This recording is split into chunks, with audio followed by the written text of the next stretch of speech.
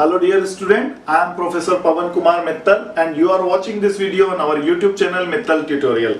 Don't forget to like, share and subscribe our YouTube channel. And for online classes, please contact on 812-000-110. Thank you. देखो बेटा, पिछले video में हमने ये किया था कि हमने कहा था कि हम जो जनरल एंट्री सीखेंगे वो 1 बाय 1 सीखेंगे। पहले हम जनरल एंट्री किस तरह की जनरल एंट्री को कैसे पास करना है ये सीखेंगे और उसके बाद हम सीखेंगे कि उस पर कौन सा कंसेप्ट क्या हो रहा है एप्लीकेबल हो रहा है। नहीं तो नॉर्मली क्या होता है, हम जनरल एंट्री तो सीख लेते हैं लेकिन हम लोग शुरुआत में क्या होते जाते हैं, कंफ्यूज होते जाते हैं। और इस कंफ्यूजन से बचाने के लिए मैंने आपको एक एग्जांपल दिया था कि जब हम गाड़ी चलाते हैं तो क्लच और ब्रेक पर प्रैक्टिस करते हैं, अपने आप हमें पता चल जाता है किस स्पीड पर कितनी तेजी से ब्रेक दबाना है, कितना क्लच दबाना है, वगैरह वगैरह।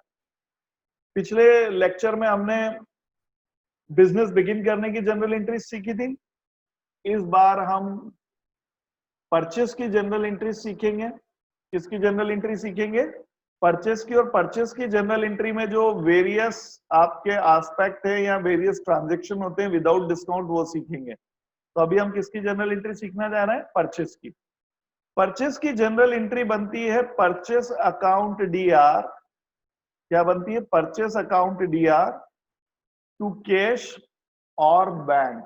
अगर आपने ट्रांजैक्शन क्या किया है, नगद किया है, कैश ट्रांजैक्शन किया है तो purchase account Dr to cash, और अगर आपने उधार किया है तो to name. Normally general entry बनती है बीइंग गुड्स परचेज। ध्यान दीजिएगा इस वर्ड्स पे, गुड्स परचेज। और अगर आपने ये गुड्स किस पे क्रेडिट खरीदा है? क्रेडिट पर। तो आप क्या जनरल एंट्री बनाते हैं? Being goods purchased on credit. क्या बनाते हैं? Being goods purchased on credit. याद रखना, परचेस और सेल्स वर्ड जो हैं वो किसके लिए यूज होते हैं? केवल गुड्स के लिए। केवल किसके लिए यूज होते हैं? गुड्स के लिए। अगर आप फर्नीचर खरीद रहे हैं, क्या खरीद रहे हैं? Furniture. Furniture is a assets for you. यदि फर्नीचर आपके लिए असेट्स है तो यहां पर परचेस वर्ड यूज नहीं होगा। यदि आप फर्नीचर परचेस कर रहे हैं तो परचेस अकाउंट डेबिट करने के बजाय आपको फर्नीचर अकाउंट क्या करना होगा? डेबिट करना होगा। और नीचे क्या आ जाएगा? टू कैश ऑब्लिक बैंक, या उधार है तो टू नेम। और नरेशन बीइंग गुड्स परचेस के बजाय हो जाएगी बीइंग फर्नीचर परचेस। ध्यान रखना फिर से, purchase and sales word is used only for goods, for purchasing and selling of goods. अगर आप गुड्स के अलावा कोई और चीज खरीद या बेच रहे हैं, like furniture, plant, land, building, machinery, जिनका आप बिजनेस नहीं करते हैं, that is assets for you, तो उस कंडीशन में आप परचेस वर्ड यूज नहीं कर सकते। आपको उस पर्टिकुलर असेट्स का नाम ही क्या करना होगा? यूज करना पड़ेगा। तो आप ये मान के चलिए, मैंने पिछले जो रूल्स बताए थे उसमें मैंने आपको क्लियरली कहा था कि परचेस वर्ड जब भी आपके सामने आता है, परचेस को उठा के आप क्या कर दीजिए? डेबिट। क्या कर दीजिए? डेबिट। फिर हम सोचेंगे क्रेडिट किसको करना है। रूल्स जनरल एंट्री को सीखने के बाद समझाऊंगा। मैंने बोला ही था कि आपको फोकस करना है पहले सीखने पे। रूल्स हम सीखेंगे, डेफिनेटली सीखेंगे, लेकिन पहले हमारे में कॉन्फिडेंस तो बिल्ड हो जाए। मैं रूल्स सिखाने के चक्कर में आपका कॉन्फिडेंस खत्म नहीं करना चाहता है, ये पहली प्रायोरिटी है। ठीक है। अब देखिए, जनरल एंट्री के जो भी केस होते हैं विदाउट जीएसटी एंड टैक्स, वो लगभग नॉर्मली ये 7-8 केस होते हैं। वो 7 to 8 केसेस की पहले हम जनरल एंट्री बनाएंगे, फिर इसके रूल सहित समझेंगे कि कब कौन सा रूल हो रहा है। अभी तो मित्तल सर ने आपको बता दिया कि जब भी परचेस होगा तो परचेस को उठा के डेबिट कर दो। अगर नगद खरीदा है, पेमेंट कैश से है तो टू कैश, उधार खरीदा है तो क्या आ जाएगा? To name. ठीक है। चलिए, पहली जनरल एंट्री देखिए। हमारी जनरल एंट्री थी बीइंग गुड्स परचेस्ड, मतलब आपने क्या खरीदा? माल। कॉलम आपको याद होंगे, मैंने बताया था date, particular, LF, amount debit और अमाउंट क्रेडिट। आपका ये जो एलएफ का कॉलम है, मैंने ये कहा था ये तो दिखाने के लिए बनता है, इसकी क्या यूटिलिटी होती है ये हम बाद में समझेंगे। तो हमारी जनरल एंट्री थी बीइंग गुड्स परचेज्ड। देखिए ये भी नहीं बोला नगद खरीदा, उधार खरीदा, किससे खरीदा, कितना खरीदा, कुछ भी नहीं बताया, ठीक है। केवल ये बताया गुड्स परचेज। तो जनरल एंट्री में परचेज तो क्या होना है, डेबिट होना है, वो हमने डेबिट कर दिया। और अगर आपको नेम नहीं दिया हो, क्या नहीं दिया हो, नेम नहीं दिया हो, तो आप हमेशा ये मानेंगे कि आपने गुड्स क्या खरीदा है, कैश ही खरीदा है। क्या खरीदा है, कैश। तो परचेस अकाउंट कितने से डेबिट हो रहा है अपना, 5000, और कैश अकाउंट कितने से क्रेडिट होगा, 5000। तो जनरल एंट्री बन गई purchase account DR to cash. और नरेशन इसकी आएगी बीइंग गुड्स परचेज, ठीक है। और अगर ये उधार खरीदते तो हम क्या आ जाती, being goods purchase for cash. Second general entry आप देखिए, तो सेकेंड जनरल एंट्री में इन्होंने क्लियर किया है goods purchased for cash, goods purchased for cash. इस जनरल एंट्री में नहीं किया था, लेकिन यहां पर इन्होंने क्लियर किया है कि गुड्स परचेज फॉर कैश। तो कोई सी भी परचेस की एंट्री हो जिसमें गुड्स परचेस हो रहा है, तो हम तो क्या करेंगे, गुड्स को, परचेस अकाउंट को क्या करना है हमको, डेबिट ही करना है। किसको डेबिट करना है, परचेस अकाउंट को क्या करना है हमको, डेबिट करना है। तो नरेशन फिर से बनेगी, परचेस एंट्री फिर से बनेगी purchase account debit. Thumb rule है टू कैश अकाउंट। कितना अमाउंट है, अमाउंट मैंने चेंज नहीं किया, एज इट इज कितने आ गए, 5000, ठीक है। नरेशन वही आएगी, being goods purchase for cash. Third journal entry आप देखिए, थर्ड जर्नल एंट्री है गुड्स परचेज फ्रॉम कुलदीप 5000। क्या कहना है, गुड्स परचेज फ्रॉम कुलदीप कितने का है, 5000 का। अब देखिए परचेस तो हुआ है, परचेस हुआ है, गुड्स ही है, तो परचेस अकाउंट को तो उठा के हमने क्या कर दिया, डेबिट। आंख बंद करके परचेस अकाउंट को क्या करना है, डेबिट करना है। अब यहां पर मेंशन है goods purchased from Kuldeep, Kuldeep का नाम आ गया, इसका मतलब ये ट्रांजैक्शन क्या है, उधार है। कैश नहीं है वहां पे, ट्रांजैक्शन क्या है, उधार है।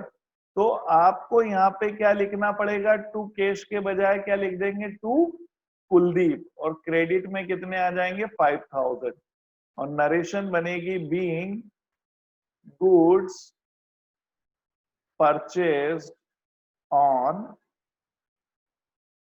Credit, being goods purchased on credit. अब देखिए ये आपकी थर्ड जर्नल एंट्री हो गई। अब हमें देखना है फोर्थ जर्नल एंट्री को। किसको देखना है हमें, फोर्थ जर्नल एंट्री को। फोर्थ जर्नल एंट्री आपकी जो थी वो थी goods purchase from Kuldeep for cash. इन दोनों जर्नल एंट्री 3 और 4 को आप गौर से देखिए। यहाँ पे सर कुलदीप अकाउंट आएगा ना, हाँ कुलदीप अकाउंट आएगा ना, तो कुलदीप अकाउंट। हाँ, एक बात सुनिए अनिक, कि कभी भी जब आप किसी व्यक्ति से माल खरीद रहे हैं, किसी पर्सन का नाम है, इंस्टीट्यूट का नाम है, तो उसके साथ अकाउंट वर्ड यूज नहीं होता है। अगर आपको अकाउंट वर्ड यूज करना है तो आपको टू कुलदीप्स अकाउंट लिखना पड़ेगा, अपोस्ट्रोफी एस लगा के अकाउंट लिखना पड़ेगा। बट नॉर्मली नेम के साथ अकाउंट वर्ड नहीं आएगा, ठीक है। Yes sir. अब फोर्थ एंट्री आप देखिए, फोर्थ एंट्री क्या है, goods purchase from Kuldeep for cash. तो आपको लगेगा सर ये दोनों एंट्रीज तो लगभग सेम है, दोनों एंट्रीज तो क्या है, लगभग सेम है। Goods purchase from Kuldeep and for goods purchase from Kuldeep for cash, केवल अंतर कितना है, फॉर कैश का है। तो इसमें डिफरेंस क्या क्रिएट हो जाएगा, देखिए अभी थोड़ी देर पहले मैंने आपसे कहा था कि अगर किसी व्यक्ति का क्या दिया हुआ है, नाम दिया हुआ है, तो ट्रांजैक्शन क्या है, क्रेडिट है। कौन सा ट्रांजैक्शन है, क्रेडिट है।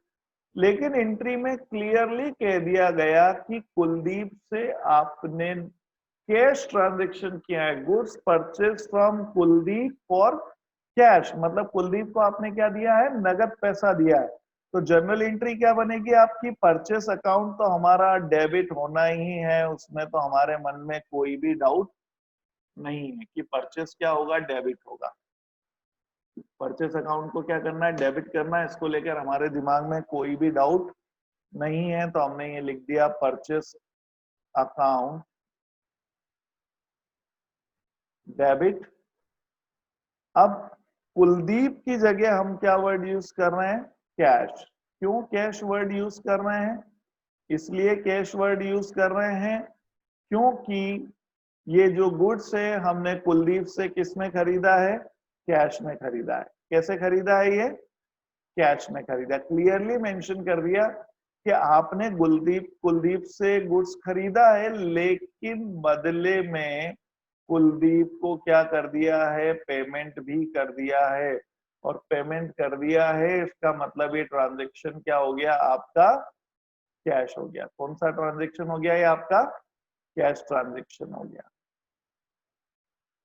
ठीक है, next general entry, 5th number, goods purchase from Kuldeep and paid 50% amount.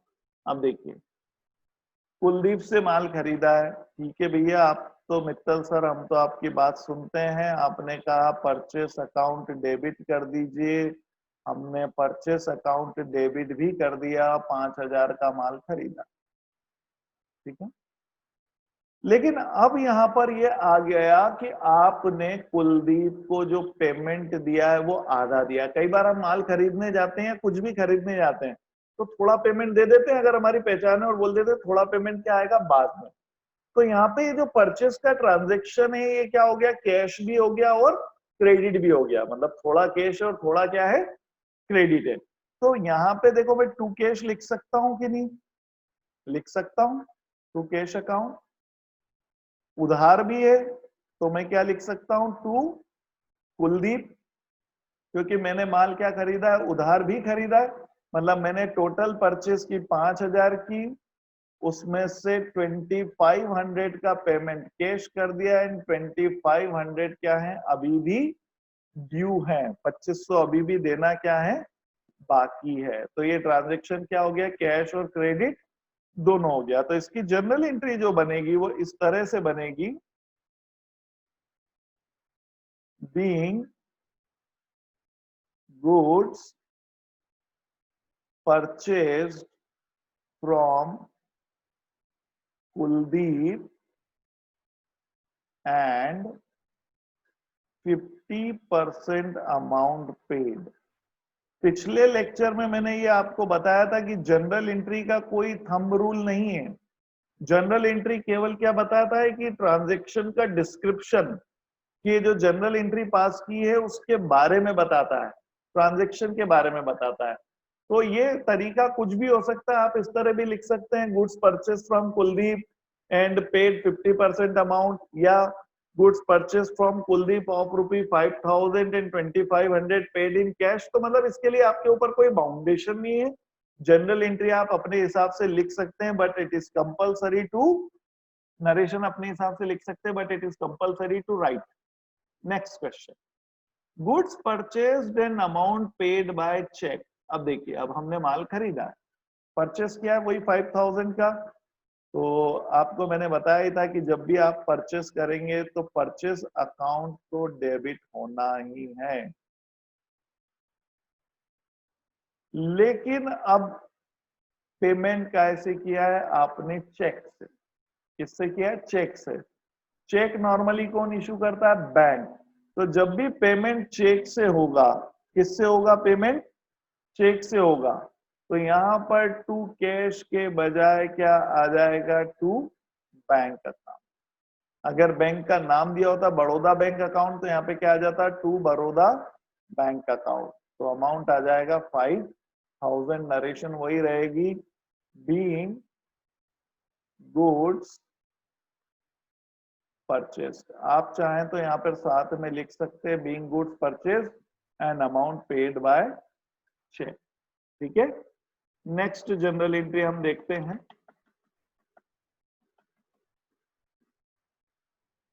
Next general entry है goods purchase and 2000 paid by check and balance by cash। मतलब अब की बार हमने फिर से ट्रांजैक्शन को क्या कर दिया, मिक्स कर दिया 7 नंबर एंट्री में। ट्रांजैक्शन को क्या कर दिया, मिक्स कर दिया।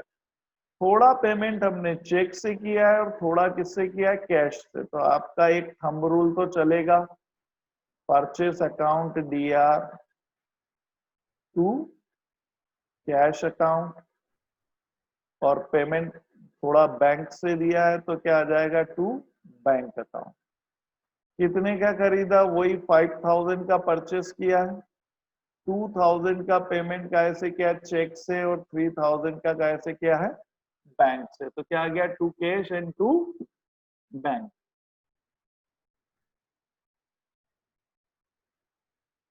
ठीक है, यहां तक कोई डाउट नहीं।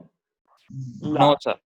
फर्नीचर परचेज, ये हमारी लास्ट जर्नल एंट्री है, फर्नीचर परचेज। तो जैसा पिछली जर्नल एंट्री में हमने किया था वैसा इस बार भी करेंगे। भैया खरीदा तो है, परचेज तो है, और परचेज है तो परचेज अकाउंट तो क्या होना है, डेबिट ही होना है। क्या होना है, परचेज अकाउंट डेबिट ही होना। उसमें तो कोई दिमाग लगाने की जरूरत पड़ती नहीं है कि सर आपने तो बोल रखा है परचेज है तो परचेज अकाउंट को उठा के तुरंत क्या कर दो, डेबिट कर दो। तो मैंने भी यही किया, परचेस है तो परचेस अकाउंट को उठा के क्या कर दिया, मैंने डेबिट कर दिया। कितने का फर्नीचर था, 5000। पेमेंट कैसे था, कैश से था, तो यहाँ पे क्या लिख दिया, 5000। बताइए ये एंट्री सही है कि गलत है, बताइए। सर गलत है। क्यों गलत है सर बेटा, फर्नीचर अकाउंट आएगा। फर्नीचर एसेट है ना, तो वो एसेट से आएगा ना। वेरी गुड बेटा, फर्नीचर इज नॉट गुड्स। अभी इस ट्रांजैक्शन में फर्नीचर गुड्स नहीं है। तो आपके लिए अगर आप यहाँ गुड्स नहीं है तो परचेस और सेल्स वर्ड केवल किसके लिए यूज होता है, गुड्स के लिए। किसके लिए यूज होता है, गुड्स के लिए।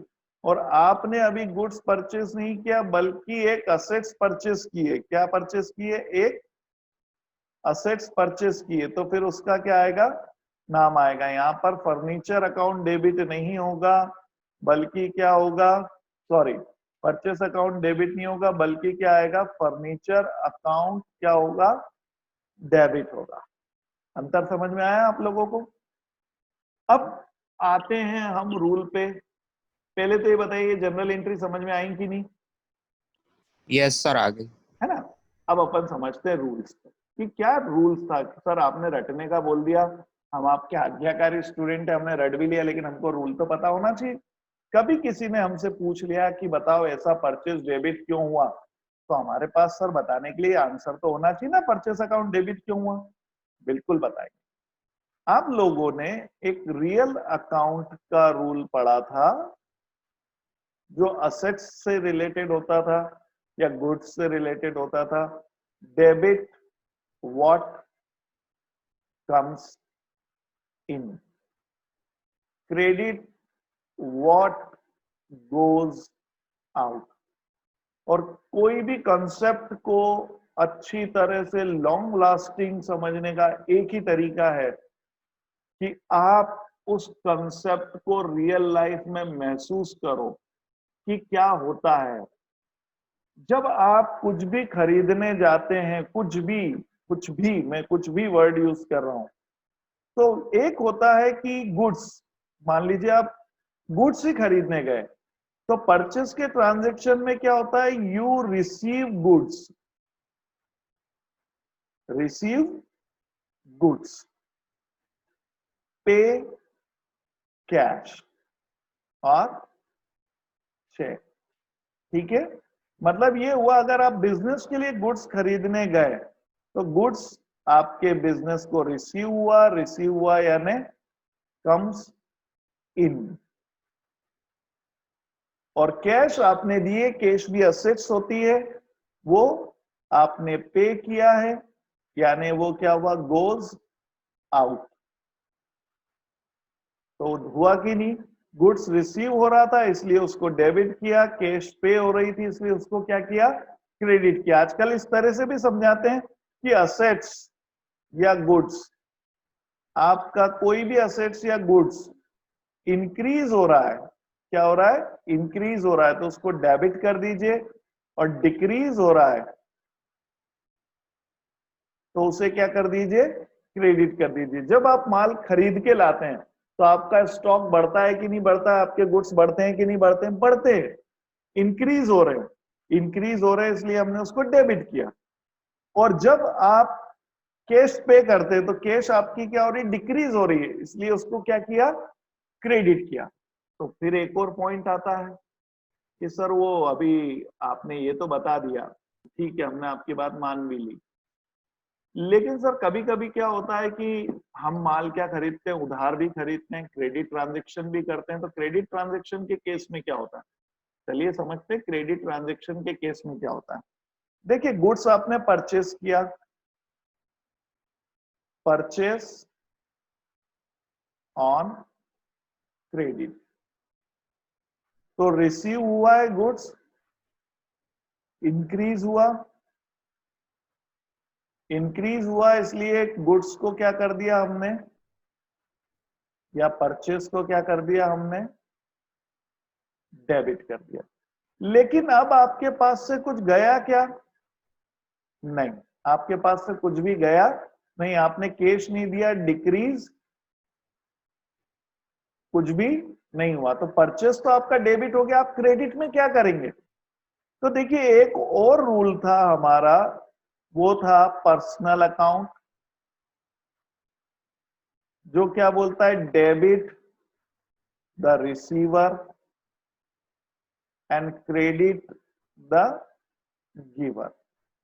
आपने किसी भी व्यक्ति से माल खरीदा और उधार खरीदा, तो आपने गुड्स को डेबिट कर लिया रिसीव करके, आपने उसको कुछ दिया क्या, देखिए आना और जाना होता तो बात क्या हो जाती, खत्म हो जाती, debit what comes in, credit what goes out. लेकिन आपने केवल माल लिया, उसे अभी कैश दी नहीं है, कैश देना क्या है, बाकी है, तो वो व्यक्ति गिवर की पोजीशन में हो गया कि नहीं, हो गया कि नहीं, जिससे आपने माल खरीदा।